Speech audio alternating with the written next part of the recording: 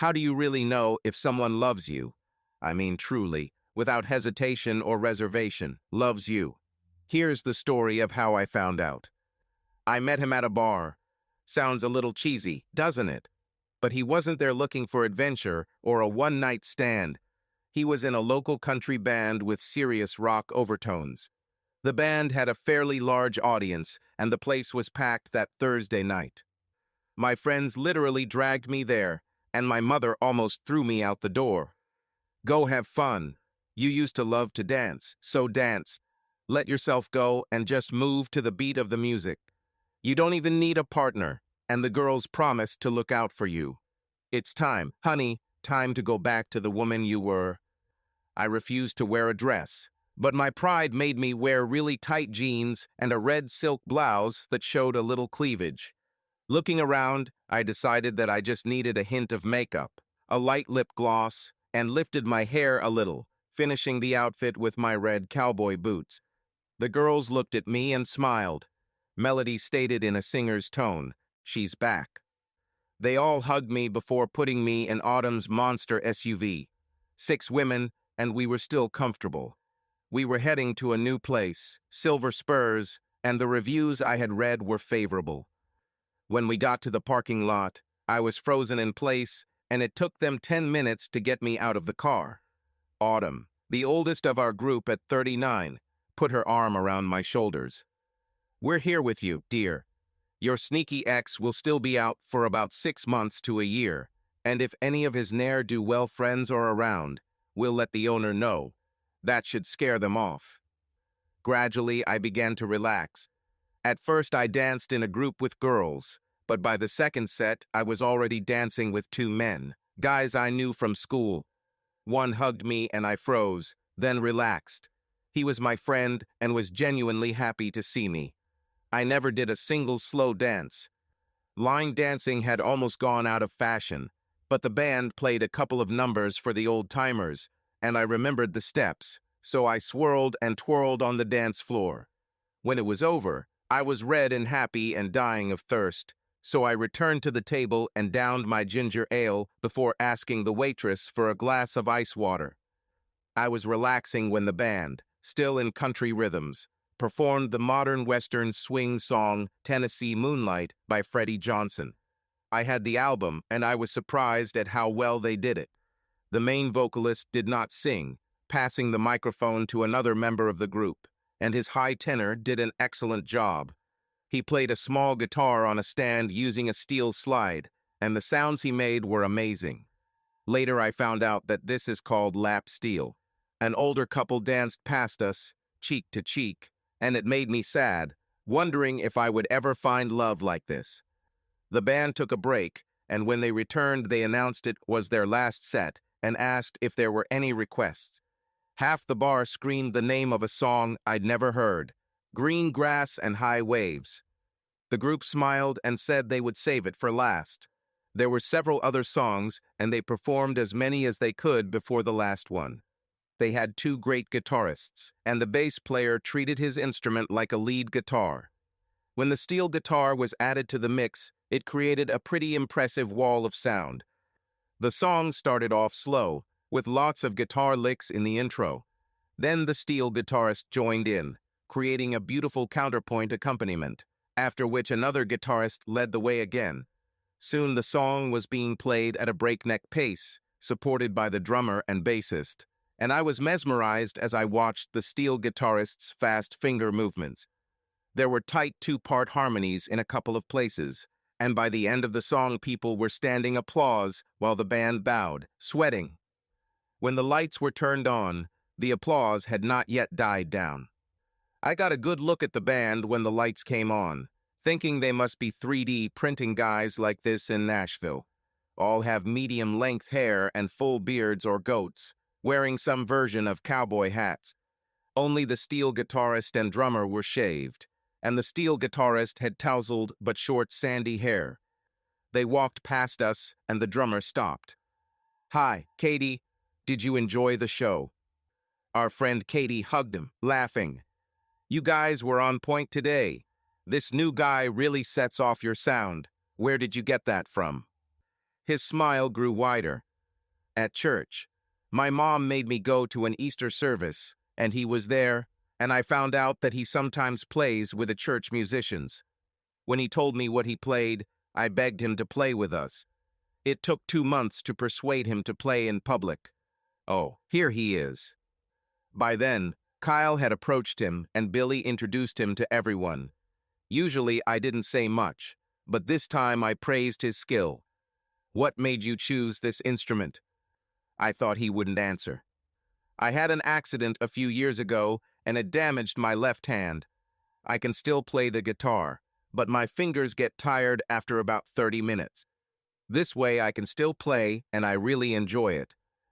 Well, you're playing really well. I'm glad you were able to overcome your difficulties. Thanks. You know the old saying, when the door closes, jump out the window or something. It was nice meeting you all. Kyle is cute. I looked at Katie as she smiled. We drove home, tired but happy. He'll do it. Wait, he has those killer brown eyes and hair that just begs to be run through a woman's fingers. So why don't you do it? She raised her ring finger. I already have my man, so I'm set for life. I would sleep with him. We both looked at Nanette as she grinned. And then you'd sleep with someone else the next weekend, Katie said, laughing. Hope. Nan was the youngest, still trying out life, not quite ready for the responsibilities of a relationship. I hoped I'd be around long enough to see her fall in love. I bet it would scare her. How does he not have someone? He seems like a serious type, and he's handsome enough to attract anyone he wants. Katie was silent for a few minutes. He could have gone off with a different woman every night if he wanted, but that's not how he's wired. He would have killed me if I told you that, but he was already married. It didn't end well. Who changed? Nobody. They had been together for 5 years, married for 4, when the accident occurred. It was not their fault. The logging truck was not properly secured, and the load shifted as they passed by. She died instantly, and he was severely injured. It led to his hand becoming the way it is. As far as I know, he hasn't dated since she died, and that was 3 years ago. The worst thing was that they were going to her parents too. Inform them that they will become grandparents in 5 months. The car fell silent as we digested what she said. I couldn't imagine the pain he must have felt. On the other hand, maybe I could. I was also once married. To say it ended badly is an understatement. The first year was bliss, and then I got pregnant. I didn't plan it. I was on pills, but they let me down. Beau was terribly upset because he was happy receiving all my attention. He even made an appointment for me at the clinic for the procedure, since he was not planning on having a child, and when we arrived at the clinic, I immediately called an Uber and left him standing alone. Carrie Ann was a wonderful child. Both families enthusiastically agreed. Beau refused to even touch her, which caused an outcry from his mother. His attitude did not change, and although I was in pain, all the worries fell on me. If it weren't for the help of my grandparents, I wouldn't have managed it. When Carrie started school, he became even more distant. We often argued after she fell asleep, but he refused to interact with her. She eventually learned to ignore him, but I could see that she was suffering. When she was 5 years old, he started hitting me. Now, looking back, I don't understand why I didn't leave after the first time, but I still hoped that we could eventually become a family, and I held on to it. Then he went too far. I turned on full protection mode, and we got into a fight. The police came and arrested him. My daughter and I went to A&E, where we were examined and photographed before speaking to a consultant. By that time, I was ready for a divorce and hired a lawyer. It took him 3 weeks to get out of jail because his parents and none of his friends were willing to post bail for him. When he came out, divorce papers and a restraining order were waiting for him. In response, he came and beat me again. As soon as he appeared, I called the police, and perhaps only they saved me from death. I remember smiling through the pain of how they carefully arrested him because he resisted. The judge was unhappy that he violated the restraining order so quickly, denied bail, and ordered a psychological evaluation. They concluded that he had anger problems. What a discovery! He remained in jail for 4 months, undergoing therapy until they decided he was ready to return to society. By then, his parents, encouraged by his counseling, had posted bail and hired him a lawyer. As a result, he was released for time served with the condition of continuing consultations. I knew he was free, but I had never seen him, and gradually I began to relax. 6 months later, I was having dinner with a male friend from work, helping him plan a surprise birthday party for his wife. Angela and Tim were on their way, but we arrived early and were having drinks when he attacked me again. He came in, saw me with a man, and made the wrong conclusions. The police received him again. Bo was again denied bail. His sentence went into effect, and he was charged with violating a restraining order and 2 counts of felony assault causing serious bodily injury. He ended up under the same judge, who, after finding him guilty on all counts, gave him the maximum sentence. He received a minimum of 4 years and 5 months if he behaves well. Considering Bo, I doubted it was possible. Carrie Ann was 9 at the time and still had almost a year until his release. He wrote to me from prison, long letters of apology, declaring his love for me and his hope for a reunion after his release. After the first 3, I stopped reading them, but on the advice of my divorce lawyer, I saved them all by putting them in boxes. He wrote an average of 8 letters a week. I was still close to his parents, and they were so shocked by his behavior that they didn't visit him for almost 2 years. His mother told me after the second visit how much he had changed and how worried she was about what would happen when he came out. I extended the restraining order, just in case. As you can see, I had serious problems with allowing a man close to me again. Things change, life moves on, and sometimes you just have to deal with it. Mom worked not because it was necessary, but because she wanted to. She often said that she would go crazy within a month if she just hung around our big house. Dad died suddenly without warning, but he was always a planner and had enough life insurance to provide for Mom for life. He paid off his home and car insurance, took out 3 different life insurance policies, one of which was unknown to us, and he even took out a small policy on which I was a beneficiary. A smart man, he arranged it so that if I was still married, payments would begin when Carrie turned 18. It would at least help pay for her college. If I had been single, I would have gotten the money right away, and I got divorced 5 months before he died. My ex called demanding his half. "I'll send you a check," I promised, and indeed I did. For 10 cents, with a note, "It's more than you're worth, but my banker said it can't be cashed out for less. Try not to spend foolishly." His hysteria, which I recorded, set a record even for him. I gave the tape to my lawyer, who gave it to the judge, who shared it with Bo's lawyer with the warning: no contact, no calls, no Facebook messages, no Instagram messages, no means of communication including smoke signals. If he violates this, he will get more time. Let him understand. He didn't understand, and it cost him an extra prison sentence.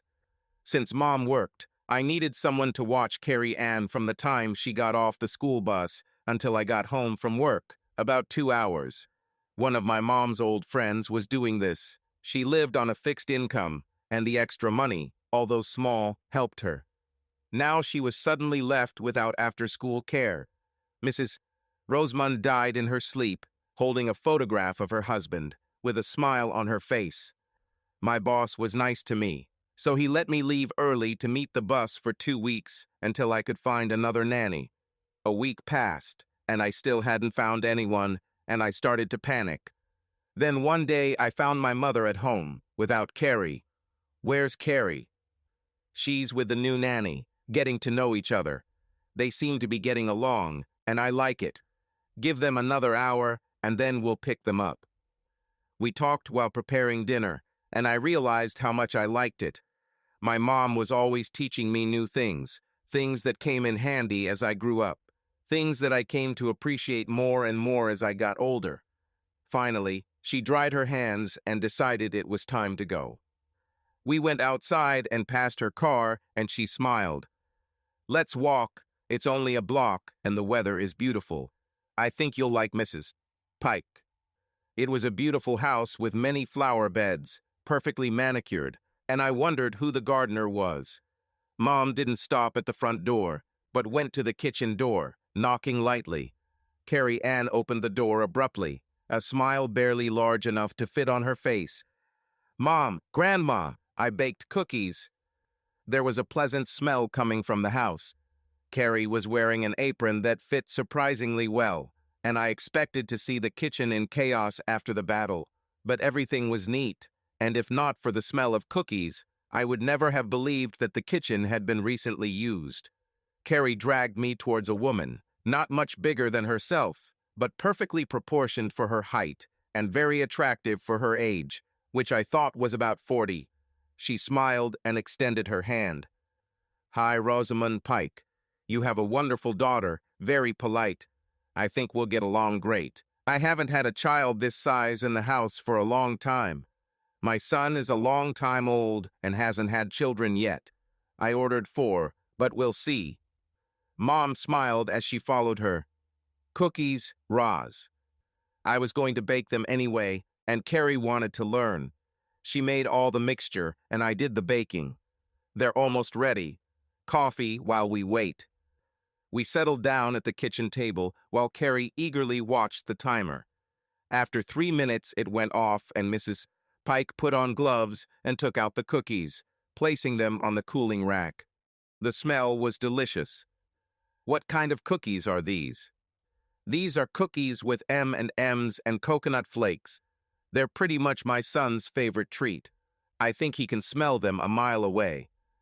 We finished our coffee, and although dinner wasn't ready yet, we ate 1 cookie each. They melted in your mouth, still warm and sticky. The coconut flakes were a nice touch.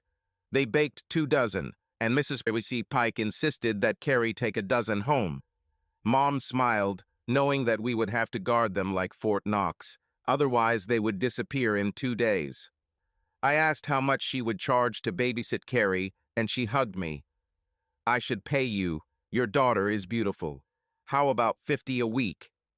"This is too little. You clearly have no idea how much kindergartens cost today. It's only a couple of hours, and I like the company.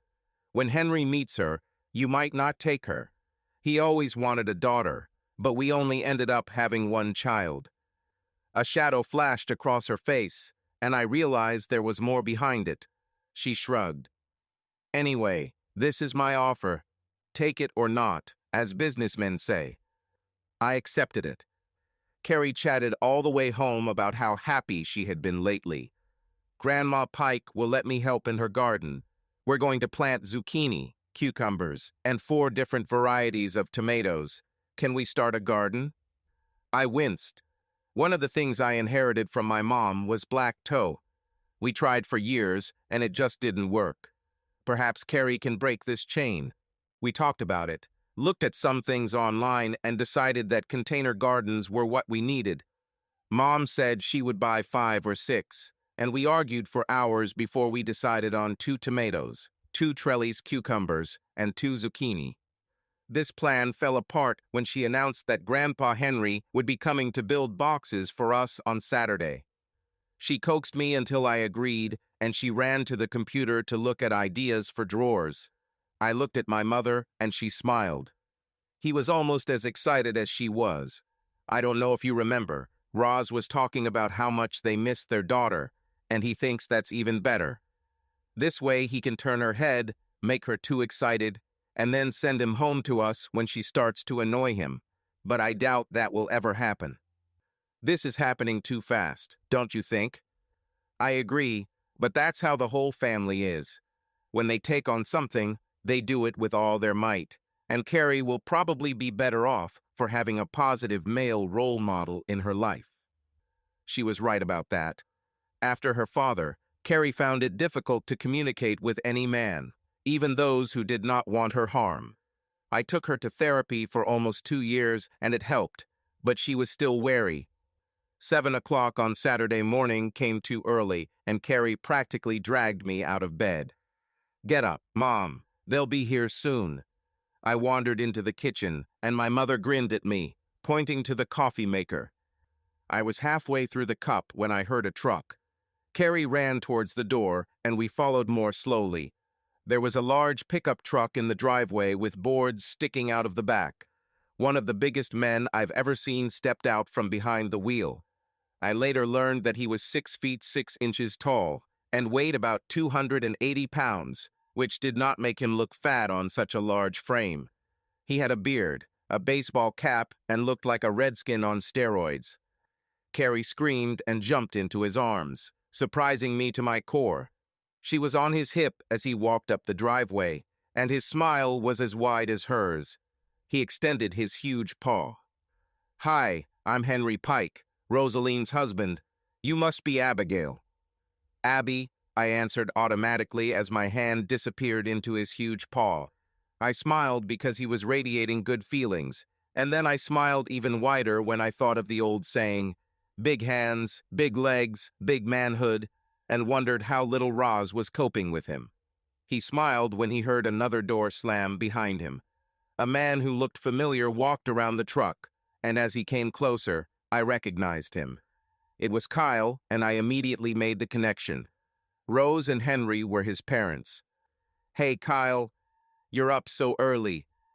I knew he was playing last night, and the bar closed at 1. "Yeah," he smiled. "Something about building garden beds and a persistent little girl got me up early." I was about to apologize to him when I saw Carrie smile. They refused coffee, wanting to finish before it got hot. Kyle had already measured and cut everything we needed, and once we decided where best to place the beds, they came together quickly. I couldn't help but smile at Carrie, who had a look of concentration on her face as she screwed in the screws to assemble the boxes under Henry's supervision. It turned out to be 4 drawers, quite a lot of space. After thanking them when they finished, I promised to buy compost and topsoil from the garden center to finish them off. "No, you won't," Kyle said as Roz pulled up in another pickup truck.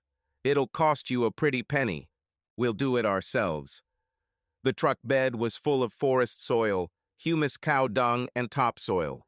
He and Henry began pulling out branches from a tree we had cut down years ago, lining the bottom of the bed with them. Then they put a layer of leaves, quite thick. A mixture of soil was poured on top of all this. It's called hugel cropping. It's a technique that uses readily available materials. The wood and leaves decompose over time, creating additional compost, and it holds water much better than a conventional garden bed. We don't use chemical fertilizers or pesticides, but the choice is yours. We only have enough soil for 2 beds, but tomorrow after church we will bring another batch. "Do you go to church?" He looked at me in surprise. "Aren't you?" I haven't walked for years. After Bo, I somehow lost faith. Carrie listened to all this, and before she had time to think, she blurted out, "Can we come with you?" "It's up to your mom, honey. If she doesn't want to go and gives permission, we'll pick you up." She made puppy dog eyes. "Please, Mom." He saw Minya draw and gave me a way out. "Think about it. I have to go. Us old men need a rest before work tonight. Do you have the list of plants I gave you?" Her eyes lit up. "Yeah, Mom and Grandma are going to take me to pick them up this afternoon." Well, this was news to both me and Mom, and I thought about it as she hugged everyone, kissing Rose. She looked so happy she could burst. Carrie waved at them until they were out of sight, and Mom smiled at me. "He's free, you know." "Mom, is that enough, please?" She hugged me and promised. I think she may have her fingers crossed behind her back now.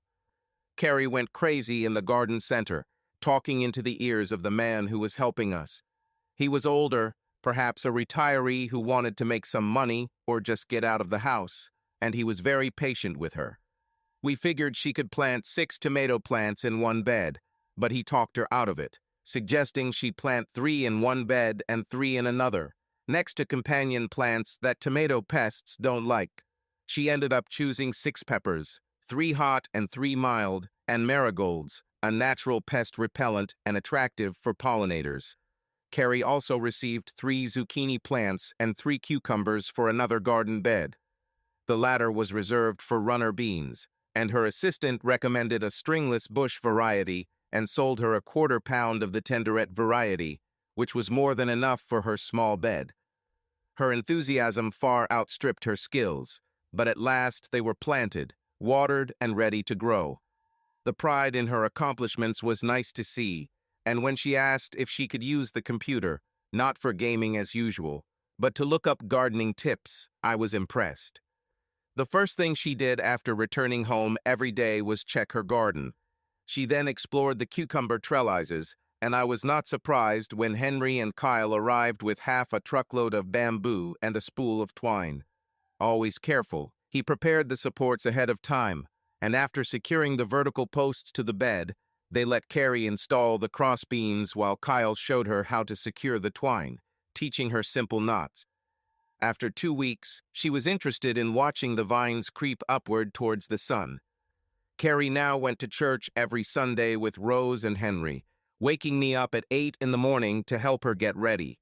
She made new friends at Sunday school and talked about them all the time, until I went with her, but then she turned to me with a special request. Church picnic is next Sunday. Mom, can you and Grandma come with me? How to refuse such a request? To the credit of the event, both Mom and I bought new dresses, and Carrie bought a new short set that she wanted to wear all the time, but I didn't let her wear it until Sunday. We were almost ready to leave when a large SUV pulled into the driveway. Carrie said with a grin, "I forgot to say, but we're going with Uncle Kyle. That's normal, right?"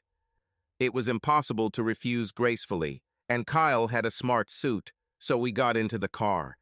There was little talking along the way, but Kyle seemed happy about it. We arrived early enough to go to Sunday school, and I found myself in a group of people our age or younger, and the discussion of the day was about forgiveness. Kyle spoke out and explained how difficult it was for him to forgive the man who killed his wife. He came to an agreement, realizing that it was just an accident. He then shocked everyone when he revealed how long it took him to forgive God for taking his wife. The leader approached me asking if there was anything I would like to share. My ex-husband was a rapist who sent me to hospital 3 times, and he once hit our then 5-year-old daughter before I finally found the strength to leave. He's due out of prison in less than a year, and I'm spending a lot of time horrified by this moment. Tell me, if you have any words of wisdom, how could I forgive him? For a moment, there was deep silence in the group until the woman tried to think of something to say. To everyone's surprise, Kyle intervened. "You can't forgive him until you're ready. Your heart isn't ready yet, but you'll know when the time comes.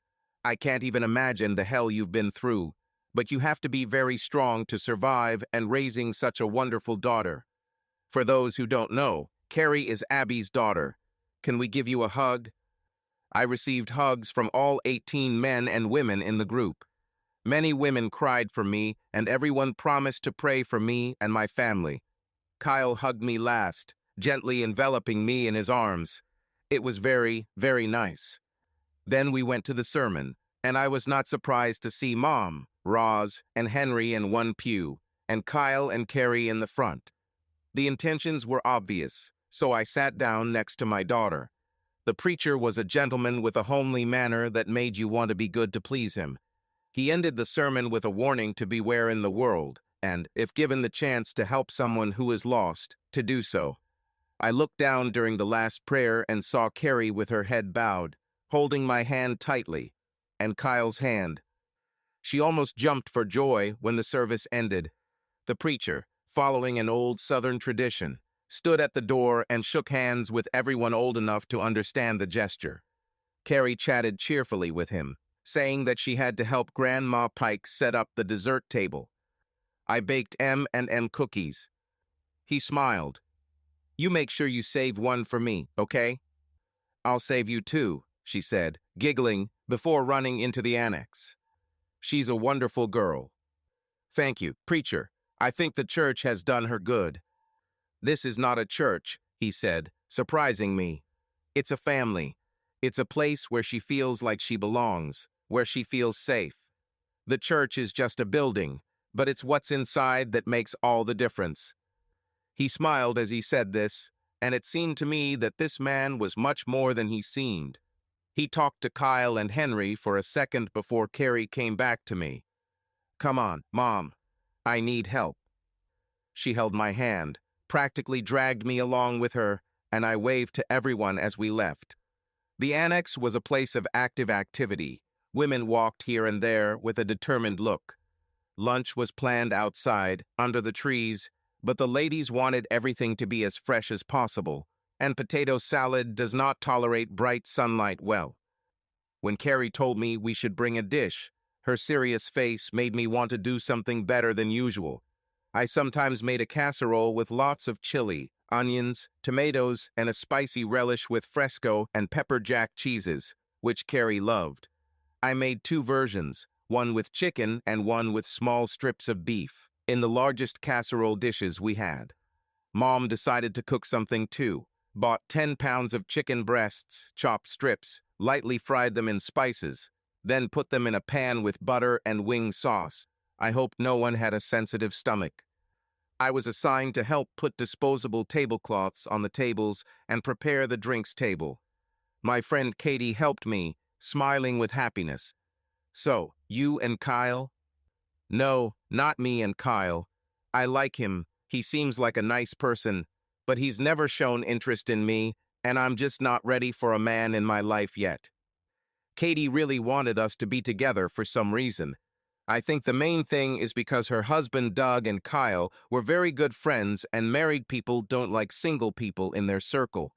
This disrupts their sense of order. Don't belittle this man, darling. He may not say much, but when you're together, his eyes seem to follow you. Maybe you should give him a little push. I suddenly raised my head and noticed that his gaze was really focused on me. Of course, Carrie was holding his hand, pulling him forward.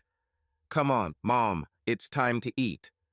The tables seemed to be bursting with the weight of the food, and the hubbub was like a dull rumble. Children of all ages circled around, most of them glancing at the food, especially the dessert table.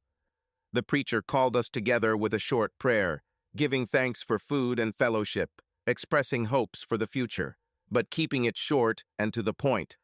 The ladies made an informal arrangement, and we made sure the children were served first. I was about to help Carrie, but Mom and Roz intercepted her, putting her between them. I warned Carrie not to overeat, but her plate was still too full. We then helped the elderly who could not wait in line by finding out their preferences and bringing them food. The 80-year-old woman I was helping started crying a little, and I thought she was missing company in her life. She hugged me and kissed me on the cheek. I grabbed a plate for myself, and Katie waved for me to come over. Kyle stood up and made room for me to sit between them. I looked up to see Carrie literally stuffing food into her mouth, but Mom and Roz were smiling as they watched us. Kyle seemed to notice this too, because he leaned towards me with a slight smile on his face. "Am I paranoid, or do you also suspect a conspiracy? Your mother is thinking about what kind of wedding dress to sew. Mine is already trying you out for a tuxedo." He laughed, a warm, quiet laugh that made me smile. Mom is a big fan of lace and pearls. Mine is obsessed with old Bond films, so I imagine she'll want to see you in a 60s tuxedo, complete with bow tie and sparkly white shirt. We will look like a beautiful couple. Even the shortcomings that I have will eclipse your beauty. I blushed to the roots, thinking about the clever words he uttered. Katie turned the conversation to my casserole. She tried a small piece of each type. Her husband took a large portion of beef. I need to find out who made this and get the recipe. I'll email it to you. Did you do it?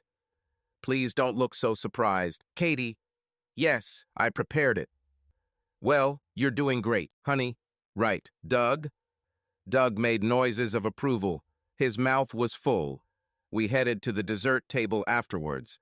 I thought I'd be so full I wouldn't need dessert until I got there. It took me a long time to decide between black walnut or fresh coconut, but I chose coconut. Kyle took a piece of black walnut, as well as 2 of Carrie's cookies. Carrie smiled when she saw them. With a feeling of guilt, I also took one so that she would not be upset. She left her parents and sat between us, holding a plate on which was a piece of lemon cake and also a piece of chocolate cake. I thought it was too much for a little girl, but she surprised me by insisting that we share everything. My coconut cake was great. Then I tried black walnut and reconsidered my choice.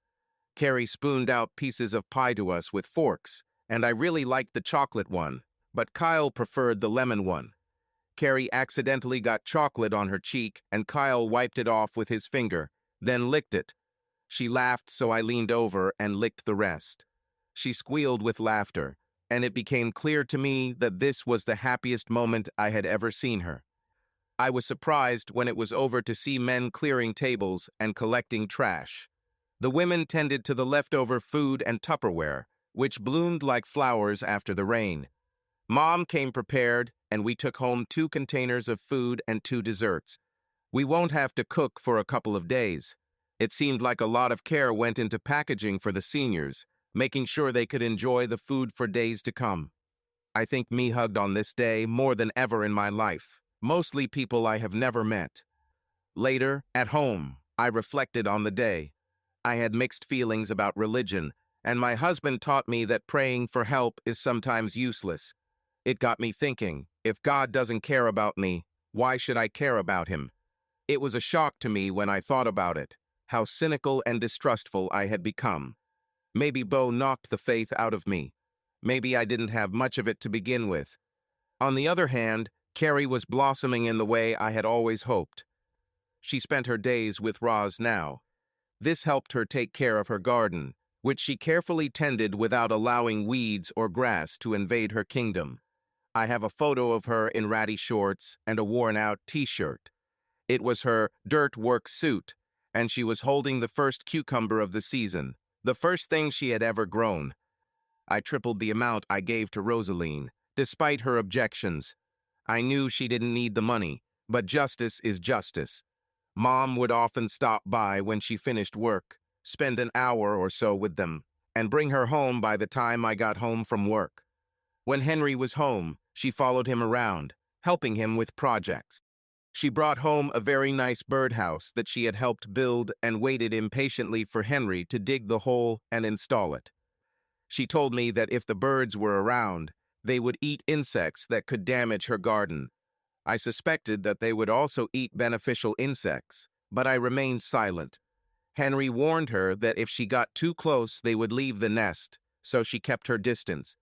They were used to her working in her small garden and would sit on the tomato stakes, chirping at her, sometimes diving to grab a worm that she had dug up and placed far enough away that they felt comfortable taking it. I still went out with the girls on Thursdays, and we often went to the club where our friends played. Kyle and Billy made it a point to sit with us during breaks for 2 reasons. 1, they loved us, and 2, if they sat with us and not at the group table, the ladies who wanted to get to know them would retreat. There was quite a lively discussion about which of us belonged to whom, but they left them alone. Then one night they did a line dance, and I was on the dance floor, twirling and stuttering, when I noticed Kyle was next to me, smiling. The group would often give each other a break by playing something one might sit to give them a chance to have a dance or two with their wives and girlfriends. He was a pretty good dancer, and we were having fun, and then all of a sudden the group broke into a slow waltz. He looked up to see that all the guys were smiling, as were the girls at my table. I suspected a conspiracy. No matter, he was here, I was here, and soon I found myself in his arms as he gently twirled me around the dance floor. They stretched the 4-minute song to 8, and I got lost in the dance, only returning to reality when I found myself standing on the dance floor, the song long over. I blushed and hurried back to the table before the band started playing a fast song. That was absolutely adorable, darling. Look. Autumn showed me a video on her phone. I looked happy as I laid my head on his chest and pressed myself against him, and he held me tighter than necessary. with that same half-smile on his face. I've been around him long enough to know that this is one of his signs that he's happy. What shocked me was the way my face moved toward his when the music stopped. I was almost there when I realized the music had ended and turned away abruptly. Kyle looked a little disappointed before he smiled again. I thought about that almost kiss the following Tuesday after I got home. Carrie picked 3 zucchinis, and Roz gave her the recipe. She was in the kitchen with her mother, making lasagna using thinly sliced vegetable pieces instead of noodles. Mom let her use the cutter, making sure her fingers weren't too close. Mom made the sauce, and she let Carrie spoon in the mixture along with more ricotta cheese, baking it until the cheese on top was brown and bubbly. There was also dessert banana pudding. They were both smiling, and I knew I was being buttered up. After cleaning the kitchen, she settled down between us on the sofa. When she thought I was in a good mood and relaxed, she revealed her plan. Mom, church camp starts in 2 weeks. 1 week, Monday through Sunday. It's on the lake, and there will be 4 churches full of kids. Can I go? Please, please, please. Maria is going too. Let's talk about it. Do you have any literature? Maybe a website I could look at. How much does it cost? How well will you be looked after? Carrie smiled and handed me some brochures, and while I was reading them, she found a website. The camp looked nice, well-maintained, and had a very high satisfaction rating. I thought the cost was a little high and wondered how Maria's mother handled it. They were officially living below the poverty line. Her father had long since moved back to Honduras, leaving her to struggle with a small child. She attracted attention at the church, and suddenly new programs appeared for her mother. They were moved into an apartment with rental assistance, and various church members donated furniture or came together to buy it. One of the parishioners was shocked by her work with long hours and low wages, and offered her a job in his factory for almost double the salary. It helped, but not too much. Carrie and Maria became good friends, and Roz offered to babysit the children, refusing to take money for it. Mom often went for them, and they were often at our house. Maria was a sweet child, but very shy. It took 4 months before she came out of her shell, and she had the sweetest smile. Looks good, honey. Let's see if I can find the money. Both fell silent. What? Roz and I split the cost as a birthday gift. We got a discount, but it came with a condition. We have to provide a counselor. I got a bad feeling. And I can't take a vacation. I checked, and Roz can't go either. If you don't go, you'll have to look for someone else. I didn't like the thought of a bunch of strangers surrounding my daughter for days. Okay, I'll go. I tried to look happy while Mom grinned and Carrie screamed and hugged me. After everything had calmed down and she had spoken on the phone with Maria, Mom cleared her throat. There is something else? Yes, dear, there is. The camp requires 2 chaperones per church, 1 man and 1 woman. Who am I stuck with? If it's that assistant pastor, then I stay home. When I catch him looking at me, I very much doubt that his thoughts are pure, and he scares me. Didn't you hear? He was reassigned to missions. I think he volunteered. I didn't say that, but that's what I thought. If he volunteered, it was only to quickly get out of the city. Instead, I simply said that I hope he has found his true calling. So who am I stuck with? Kyle. Mom couldn't hide her grin and Carrie couldn't hide her grin, but I let it go. At least he was a good guy. Suddenly, the list appeared, and the very first item for me was a good swimsuit. Something modest, although I wasn't a fan of the whole piece. I went shopping, taking most of the girls with me and telling them what I was looking for. They giggled, and everywhere I went, they all had to try something on and criticize everything I chose. Autumn went online and found what she called the perfect suit. The top was conservative and the bottom was high-waisted, a style that seemed to be all the rage. I tried it on and loved it until I turned around. It also sat high in the back, but showed off my bum. But I had to admit it looked good, and by sliding it down slightly, I thought I could pass the conservative test. Katie laughed and tugged, making it look like a thong. That's all. Please. Monday morning came all too early and Kyle pulled up in his big SUV at 7. It was 5 hours before camp and we wanted to be there early to get settled. He had already picked up Maria and she flew out of the car, all with jet black hair and shiny white teeth. They hugged and danced for a few minutes while Kyle and I loaded up. He grinned when he saw the 2 suitcases. You know it's only for a week, right? Shut up. Went. We had a good time, though, and stopped for breakfast at one of those places to eat. The girls ate their fill of waffles and bacon. Kyle chose sausage and egg, hash browns, gravy, and biscuits. I looked at the food and decided that this was a vacation after all, and I got the same thing, with ham. When we got back to the car, we were full and the girls were already asleep, cuddled together, before we had driven 10 miles.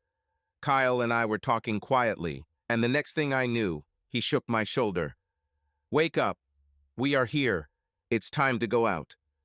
I realized that I was pressed against him, but instead of moving away, I just pressed closer. Oh, should I? Yes, you should, came from behind, and I turned around and saw both girls with wide smiles. Okay, then let's go.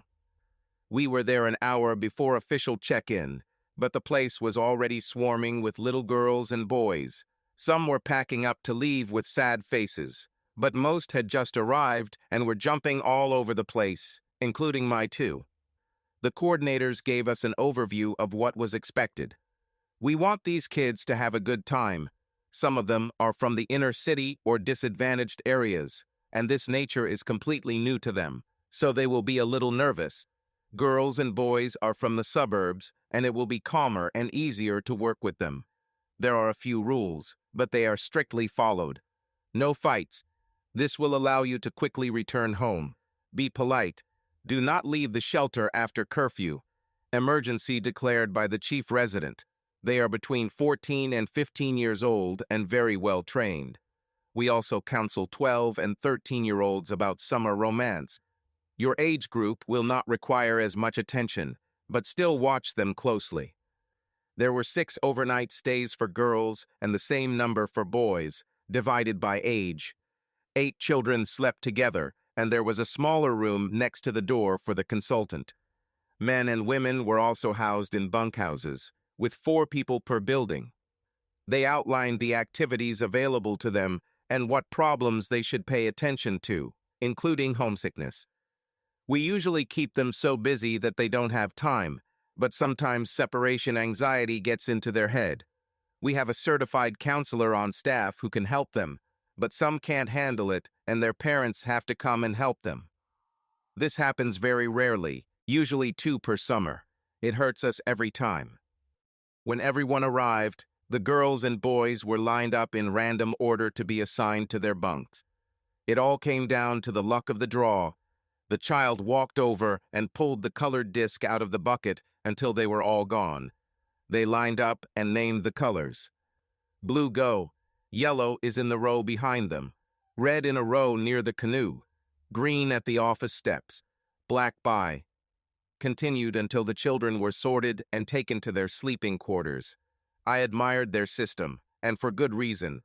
Some children, like Maria and Carrie, would have preferred to stay together, but this way they met new people and learned to get along with them.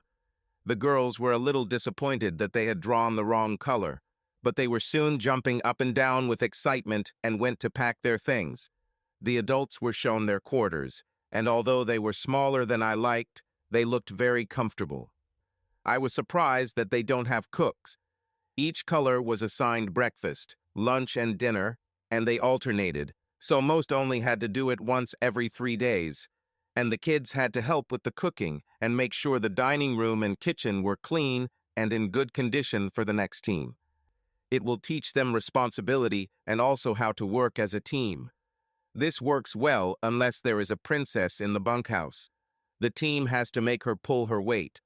This usually doesn't happen in your age group, but it's still something to keep an eye on.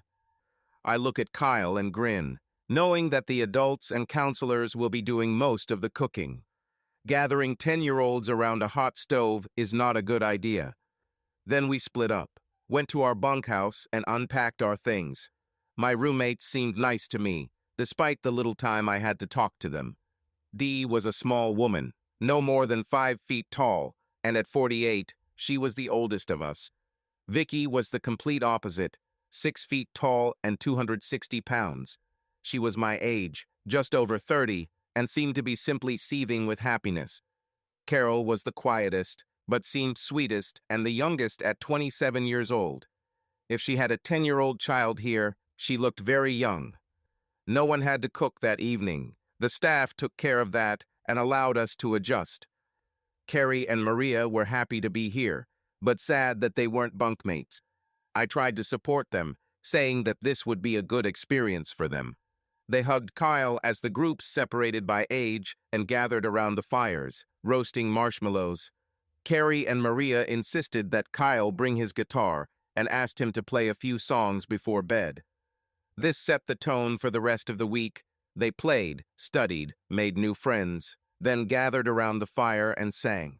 The first night they were a little hesitant until they heard another group of older tourists singing and decided they would be louder. After that it was quite frequent and loud. He played about 5 or 6 times, and then went to the shower and went to bed.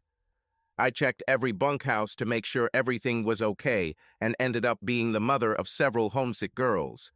By the 3rd day they were done with it, engrossed in everything. On the 2nd day, all the girls and boys from our shelter gathered at the tables in the dining room. Beads and small polished stones stood on trays. They had to create necklaces that reflected their colors. Our group was blue, so they got a lot of blue and neutral beads to work with. Instead of each doing it alone, the girls worked together, choosing the design they liked best and making them the same, except each had a small, different colored stone to highlight their individuality. The centerpiece of each was a small silver cross. The boys looked at the design, and some of them came up with ideas which they used, and they were divided into groups of 4, building their totem as they called it. I was proud to note that their groups looked the best because most of the others were just random groups of beads. All counselors were forced to serve. I knew how to operate a canoe, so I led this activity along with the senior counselors. Some capsized, but all had to put on life jackets and managed to get them under control on the 3rd day. Kyle headed the carpentry shop, cutting out patterns for birdhouses that campers could assemble. Carol then watched them as they drew them, making the drawing as personal as possible. It would seem that Carol was an artist and gave them a lot of useful advice.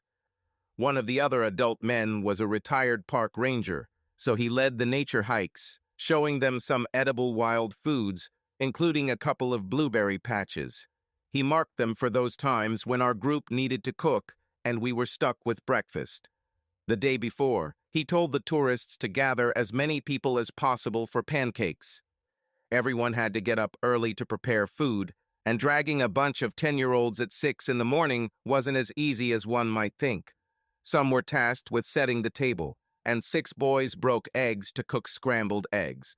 6 girls kneaded pancake batter, laughing and adding blueberries. Others served, placing plates of pancakes, eggs, and bacon on the table. I thought we had made too many pancakes, but then there were none left, so we ended up with 3 on average. Those who were not involved in the preparations had to clean up, preparing the hall for the next group of vacationers.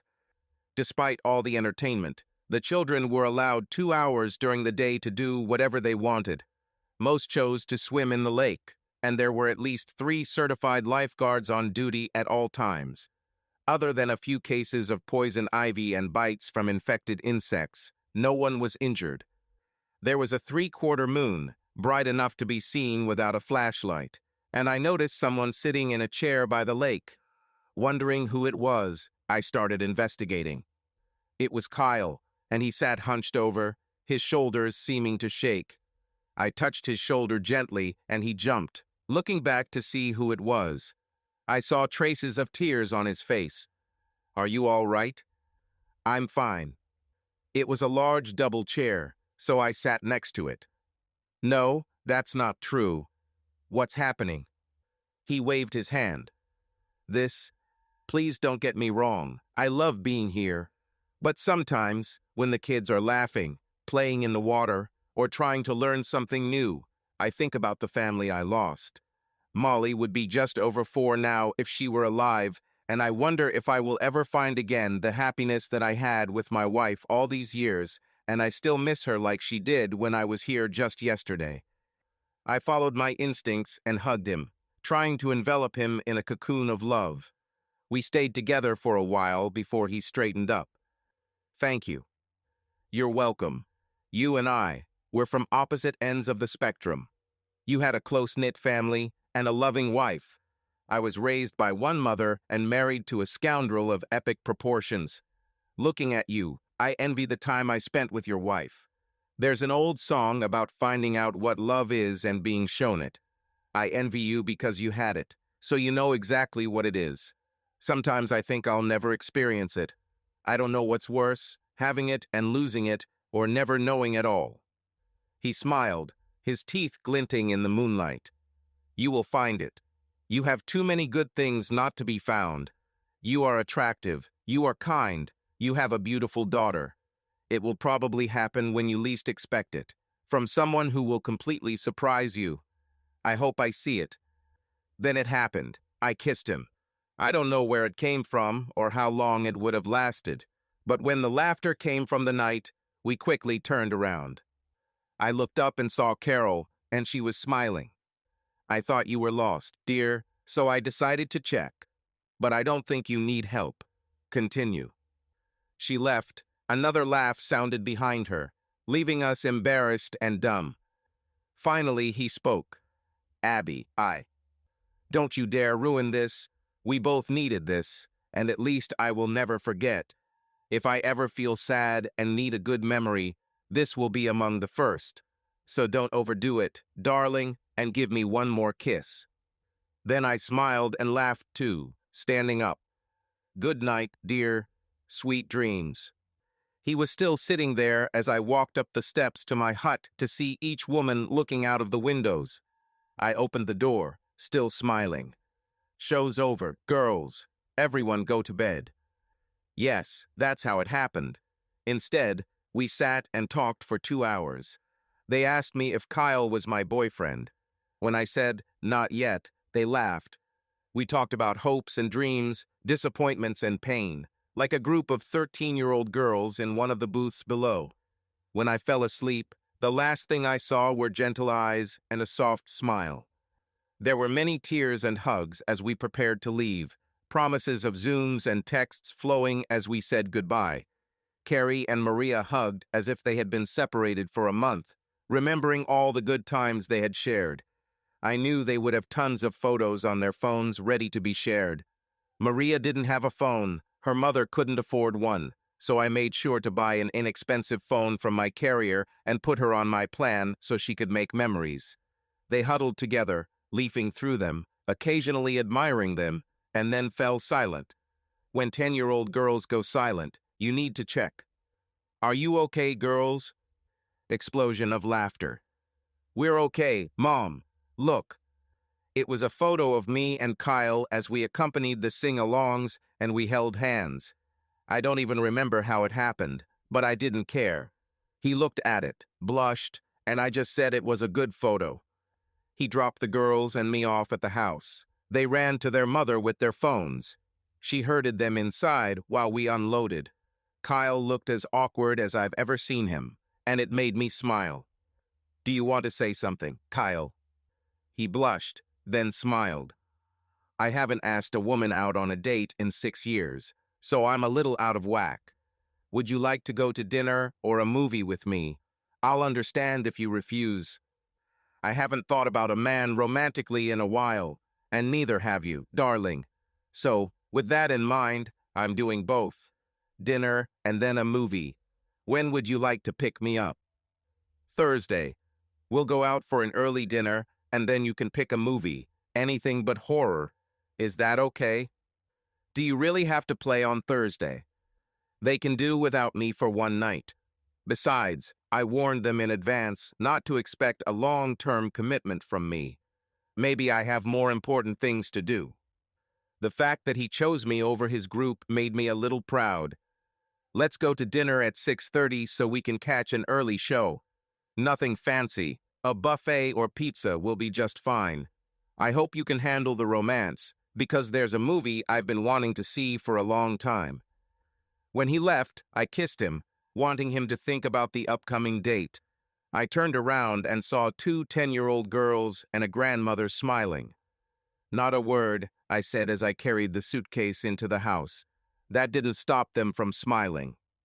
Thursday finally arrived, and I must have struggled with what to wear for 2 hours before Carrie laid my prettiest summer dress on my bed.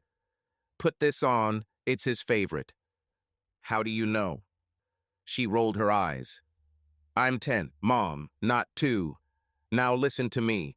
Don't ruin this. I've put as much into this as you have, and you shouldn't have to guess how I want this to end. Are you sure you're 10? She just smiled and left, leaving me to get dressed. Frankly, I was scared, but I reassured myself that he was probably more nervous than me. I was right. After several stuttering, he relaxed, and we chatted on the way to the restaurant. He took me to a nice steakhouse, and I remember the food was great, barely. When I told him what movie I wanted to see, he smiled slightly but took the tickets. I declined the popcorn and drink, admitting that I had a bottle of water in my purse. Movie snack prices were astronomical, and I wasn't about to make him spend $20 on popcorn and soda. It was a best-selling novel, and I was glad to see that whoever wrote the script stuck to the storyline. I couldn't imagine how it could be better in any other case.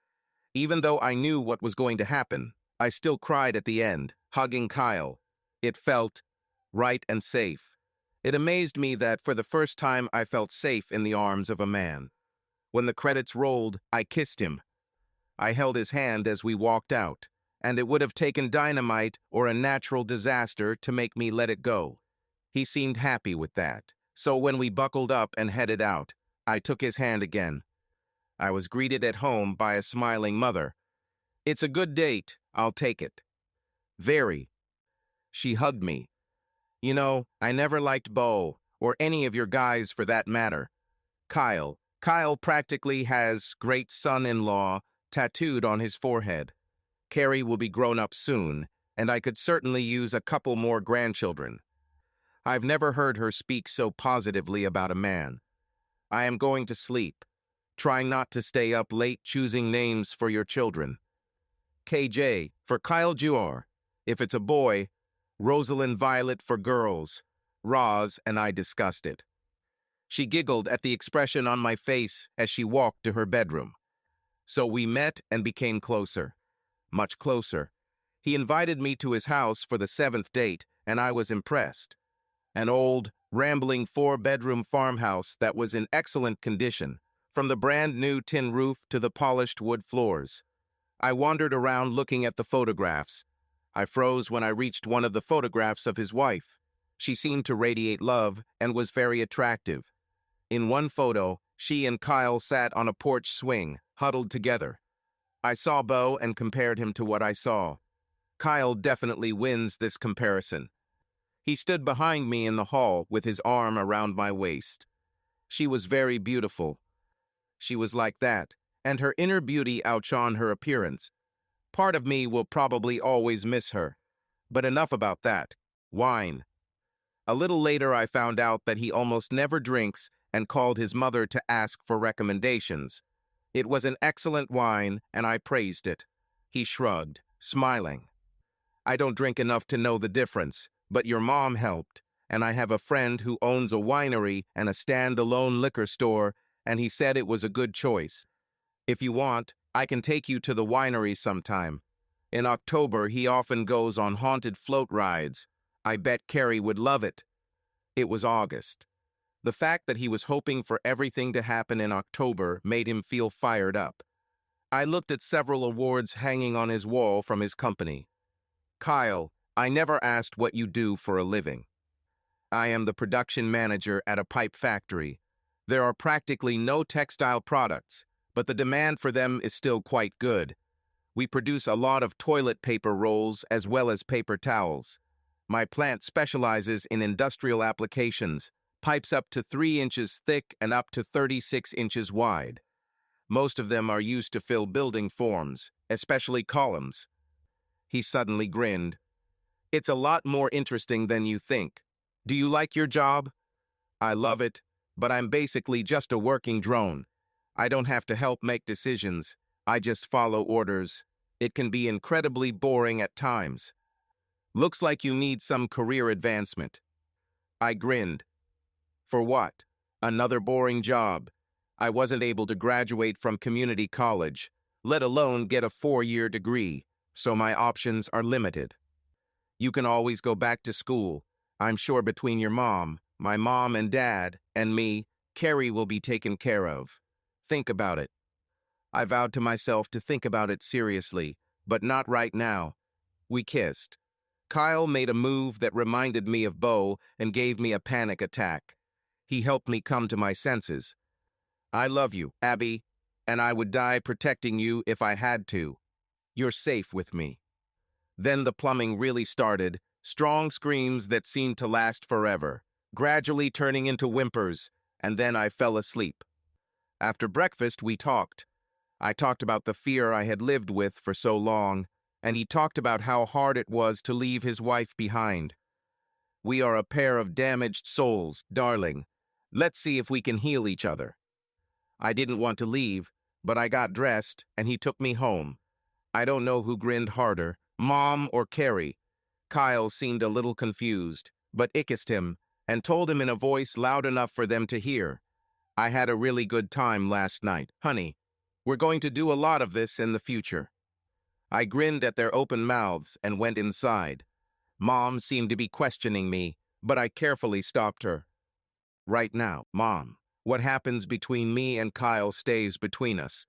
Let this relationship develop at its own pace. This, however, did not stop Mom, Roz, and Carrie from keeping their heads together at every opportunity, but they were silent about it. I made it a point to spend at least one night on the weekend with Kyle. One night I was in a beautiful dress, the next day in a thin t-shirt, and finally I went to bed naked. He just watched as I slipped into bed. I kissed him before asking him a question. Kyle, are you ever going to make love to me?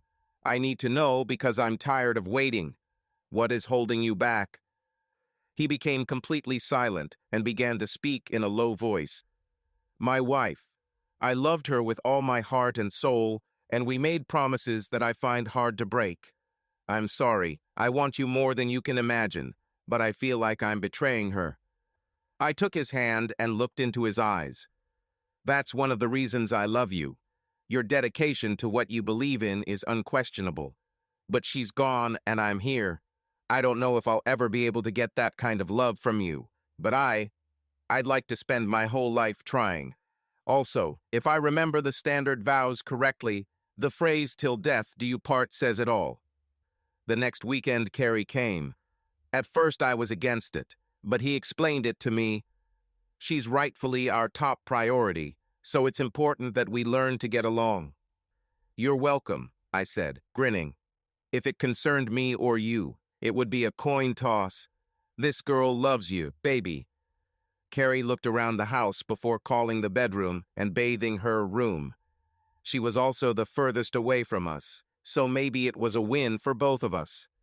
It had been a great weekend, with Carrie following Kyle around, making him show her every inch of his property, all 20-plus acres, including the pond. Carrie smiled when she saw this. Maria and I are having a camping party soon. The two of us, Heather, Mackenzie, Joe, and maybe Carlita will come. Please, parents. Kyle smirked at the designation. You'll learn, baby, that in these situations my first response is, ask your mother. If she doesn't mind, we'll arrange it. Carrie chatted happily all the way home, and I looked down and realized she was standing between us, holding both of our hands. The next couple of weekends I found her and all the grandparents talking in hushed tones. I said something to Kyle, and he grinned. I'm sure it's nothing. Of course, that meant there was something there, and that drove me crazy. On Sunday, Carrie insisted that I go to church, so I dressed up to impress Kyle and went. The men and women in the Sunday school class were grinning like idiots, and even the preacher's smile was wider than usual. All this made me very nervous. His sermon that day was about love between men and women, parents and children, and the love of God. God's love flows through everything, even through the love between a man and a woman. Marriage is the cornerstone of the family, even of God's greatest family. It is an affirmation of all that is holy and good. Well then, when he finally calmed down, he made a statement. Before we went out this morning, one of our members had a special song he asked us to sing. Please remain seated for a few minutes. There was a stage behind the pulpit, darkened during the service, and the lights came on to show Kyle with his small guitar. He checked the microphone and adjusted it before speaking. This song has special meaning, but even more so now. I later learned that Any Day Now was part anthem, part lament. Most thought it was about a person about to be released from prison. Others thought it was about being released from the prison of their body so they could ascend to heaven. In any case, it was beautiful and touching. Any day I'll be released. As their notes sounded, the lights came on, revealing part of the choir and Carrie sitting at the organ, playing beautifully. Mom smiled at her. Roz was giving her lessons before school even ended for the summer. Pretty good, isn't it? When she found out what Kyle was going to do, she insisted on playing with him. The music stopped, but no one moved when Kyle began to speak. This song means a lot to me. I thought about her when I fell in love. I was worried that I was betraying my late wife by finding love again, but now I feel liberated. I loved her very much, but I did not break a single vow that I made to her, because her death freed me, no matter how hard it was for me. The woman I love also told me that most people can go through life and never know what love is. I know without a shadow of a doubt what it is because I had it. In a way, this made it easier to recognize him the second time. Abby, will you join me for a minute? By this point, everyone, including me, knew what was going to happen. I moved forward like a zombie, and he fell to his knees and held out the box. Abby Gleason, will you marry me? Be my life partner until. I'm sure it was a wonderful, touching proposal, but I ruined it by shouting yes and knocked him to the ground. They finally got us up, almost forcing me to let go of Kyle. Carrie started crying and hugged me. Then Kayla. Mom cried and did the same. I think Roz cried the hardest, hugging me until I felt like I might bruise. Even Henry, as he held me almost a foot off the ground in his arms, looked a little glazed over. It took almost an hour to get out of the church. The preacher hugged me last, and when he finished, he handed me a piece of paper. What is this? A list of dates when I will be ready to provide the service. You're not the only ones who fell in love this summer. I chuckled and kissed his cheek. There were a lot of things to do before the wedding, and one of the hardest was telling Beau's parents. I think they expected it, perhaps his mother more than his father. I assured them that they were still Carrie's grandparents and would spend time with her regularly. I think it made them accept the situation a little better. He invited them to the grill along with Roz, Henry, Mom, and her new man. Ralph was a seemingly gentle man, and he was fascinated by his mother. I was happy for her when I found out they spent the night over the weekend while I was with Kyle. Carrie stayed the night with Rose and Henry. Carrie ran from one area to another, and then, as she followed Kyle, I saw a lively discussion of all the grandmothers. They were all smiling, and it felt like they were spending the weekend with Carrie. There were 2 months left before the wedding when we received disturbing news. Beau was released early for good behavior. His mother tried to calm me down by telling me how he had changed and was now a good person. I held judgment because I was still receiving 3 or 4 letters a week. Looking back, I think I should have reread them from time to time. The first thing he did was ask if we could spend some time together. When I said no, he winced. He then demanded to see Carrie. She didn't really want to, but agreed to meet with him in the presence of a social worker. Everything went neither well nor badly. Carrie was indifferent to all this, and this upset him. Don't you want to have a family again? I have a family, 3 sets of grandparents, a mother who loves me, and a father who adores me. His whole behavior changed. What are you talking about? What father? Well, he's not quite my father yet, but he will be in 2 weeks when he and Mom get married. He got up and ran out 30 minutes early, and Carrie was pretty shocked by this conversation. Mom, did I do something wrong? No, honey. Grandma Juliet was going to tell him this weekend, but it's not a big deal.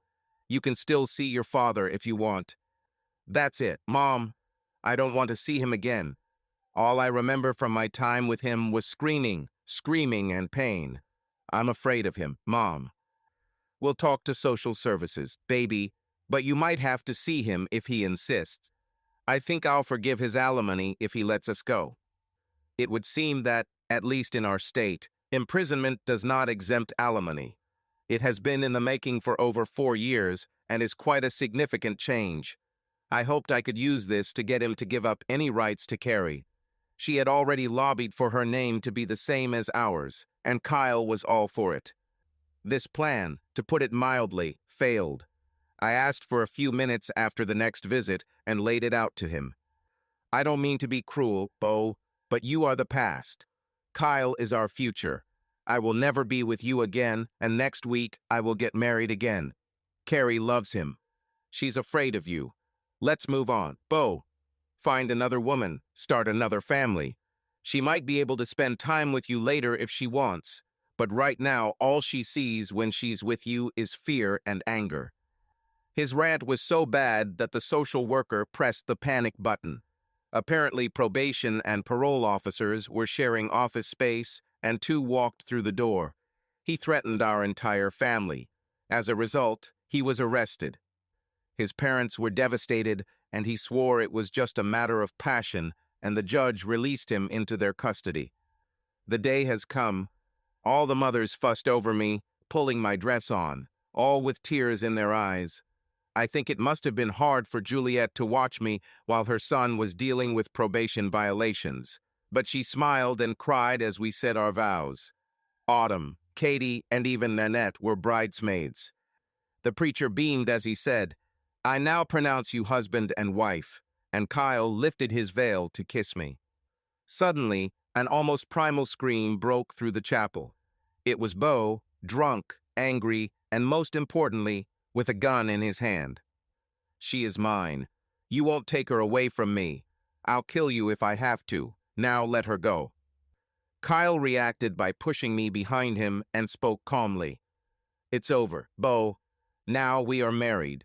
Please leave it alone. This won't help you. She's going to be a widow soon, idiot. Then nothing will stand in our way. Abby, if you want him to live, take Carrie and let's go. He was focused only on me, so he didn't hear or feel Autumn creeping up behind him. Most of them ran away from the church or were hiding in the pews. Among other things, Autumn was a police officer, a detective captain for the county. She disarmed him and called the police. We spent time comforting his parents, but they knew he would have to go back to prison for a long, long time. The list of charges with which he was accused turned out to be very long, and his lawyer suggested that he throw himself on the mercy of the court, citing that my marriage and the loss of my daughter were too difficult a test. Instead, he stood up and told the judge that he loved me and I loved him, that we wrote letters every day and I went to see him every week, and that we would be together again as soon as this misunderstanding was behind us. The judge looked at the district attorney, who showed him the visitor log for the period of time he was in prison, but I never showed up. Then he showed him 4 boxes of unopened letters, as well as a statement that no letter with my address was ever delivered to him.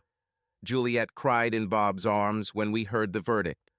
4 years in a mental hospital, and if something happens, the 20-year sentence will come into effect. He lasted a year before attacking the doctor. His sentence has taken effect, and he will be 48 years old when he is released if he stays out of trouble. He died 12 years later. 8 years later, The entire family watched our daughters walk across the stage to receive their high school diploma. That's right, daughters. When Maria was 14, her mother remarried. Maria liked him very much, but when they decided to return to Honduras, she refused to go. Maria wanted her to maintain her American citizenship, so we agreed to take custody of her until she graduated. She even started using our name, and soon every boy in high school learned not to mess with our girls. They attended different colleges. Maria received a scholarship, and we paid for Carrie. We sent them money every month until they graduated. Maria became a nurse practitioner, and Carrie earned an MBA and got a job at a Fortune 500 company, quickly rising through the ranks. Both worked here, so we got to see them often. Maria flew to visit her mother 3 times a year and was persuaded to go work in their healthcare system. I had a feeling she was thinking about it. Our son was 13 and a star baseball player. His coach told us that even now he has college scouts watching him. Our 12-year-old daughter was too young to think about anything now other than an interest in boys. Usually one look at Henry's dad or grandpa would stop any unwanted attention. She was becoming amazing, combining the best aspects of Roz and Mom, with a little bit of me and Kyle thrown in too. Mom's romance was in full swing, and the thought of her hanging around the house alone bothered Kyle. So about a year after we got married, Kyle asked Henry and Bob to help him with a project, as well as a few professionals, and then invited Mom to his home. To yourself. Show her the 1,000-square-foot apartment they had remodeled for her. It sat above a 3-car garage left over from the original owners. There was a really nice bathroom and a bedroom with a combined kitchen and living room. Kyle told her that the thought of her being alone in this house bothered us, so we built it for her, hoping she would live with us but still have her privacy. After she stopped crying and kissing everyone involved, she moved out, only leaving 7 years later when she finally found the man she believed to be Mr. Right. Maria and Carrie immediately moved here during their senior year and while visiting from college. All the grandparents are still alive, although they are all over 70. We are afraid of the time when they begin to leave. I overheard Carrie and Maria talking to one of their friends who had been dumped by her boyfriend. "I thought he loved me," wailed her. They smiled and showed them the film of Kyle's proposal. The church was connected to video so the preacher could reach those who couldn't attend by streaming it online, and he made sure it was on, thinking we might want to keep it. We watched it in the bedroom on our anniversary, and I still cry every time. Subscribe to our channel so that your second chaff doesn't cheat on you, and go ahead and listen to the next story, because this story is nothing compared to the next one. If you're under 18, don't even think about listening to the next one.